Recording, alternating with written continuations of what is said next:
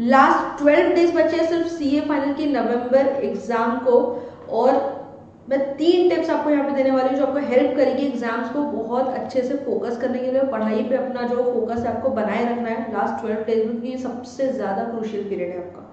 सबसे फर्स्ट चीज़ ये है कि दिवाली डिस्ट्रैक्शन को अवॉइड करो। मुझे पता है कि आपकी एग्जाम स्टार्ट होने से पहले ही दिवाली है, और ये सेम चीज़ मेरे साथ हुई थी जब मैं फाइनल की एग्जाम दे रही थी। कल मेरा पेपर था और आज दिवाली थी, और at that time I was at hostel. तो हम हॉस्टल में बैठ के पढ़ाई कर रहे थे, लोग पटाखे फोड़ रहे थे, सब कुछ हो रहा था, but you have to keep your focus. इस दिवाली में अगर आपने जम के पढ़ लिया, पास हो गए, तो अगली सारी दिवाली में पटाखे फोड़ लेना। One thing that always got me going is एक थॉट, एक मैंने कहीं पढ़ा था which always stayed with me, वो ये कि you have not come this far to only come this far. मतलब ये कि आप अगर इतने दूर तक आए हो इतनी मेहनत करके, तो सिर्फ यहाँ तक जाने के लिए नहीं आए, आपको बहुत दूर तक जाना है। इस चीज़ को हमेशा दिमाग पे रखना, तो आपको फोकस जो है ना हमेशा बना रहेगा। फोड़ने तो लोगों को फटाके, जब रिजल्ट आएगा उस दिन हम फटाके फोड़ेंगे। तो इस चीज़ को याद रखना, डिस्ट्रैक्शन अवॉइड करो, सिर्फ अपनी पढ़ाई पे फोकस करो। Next, avoid writing test. ये आखिरी के जो 12 दिन आपके बचे हैं, इस पर आप टेस्ट लिखना अवॉइड करो। रीजन बीइंग कि आखिरी के 4 से 5 दिन तो आपको फर्स्ट पेपर में देना पड़ेगा जो आपका एफआर का रहेगा।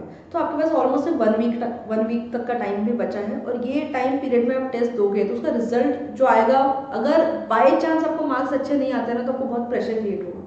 तो अवॉइड करो प्रेशर, स्ट्रेस इस टाइम पे। अगर आपने टेस्ट लिख ली है, नेक्स्ट चीज़ जो आपको करना है, अगर आप टेस्ट लिख चुके हो अच्छे से सफिशिएंट, तो आपके पेपर्स को जो है वो गो थ्रू करके जाना एग्जाम में जाने से पहले, सो दैट उसमें आपने जो मिस्टेक्स की है वो एक बार ध्यान देना, जो आपको एग्जाम में रिपीट नहीं करनी है बिल्कुल भी। तो अपने इवैल्यूएटेड पेपर को गो थ्रू करके जाने से पहले।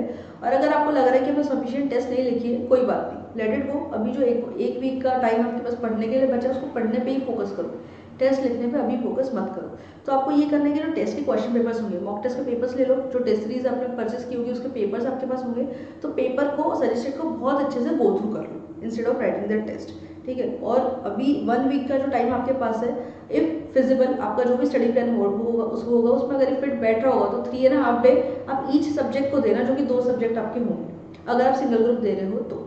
अगर आप बोथ ग्रुप दे रहे हो तो फर्स्ट पेपर को छोड़ के आपके पास 5 सब्जेक्ट है, आपके पास 1 वीक का टाइम है अप्रॉक्सीमेटली। अगर आप 1 डे पर सब्जेक्ट को भी दे दो, जिसमें आप कैटेगरी ए के सब्जेक्ट्स रिवाइज कर लो, कैटेगरी ए के जो चैप्टर्स है उतने आप रिवाइज कर लोगे, तो आपको एग्जाम के टाइम पे काफ़ी रिलीफ होगा। अगेन दिस इज सब्जेक्टिव, सबका अपना अपना टाइम टेबल होगा।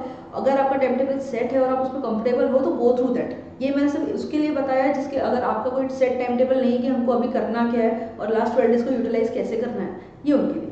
तो go with this, all the very best, आपका पेपर बहुत अच्छा जाएगा। And always remember, you have not come this far to only come this far, बहुत आगे जाना है।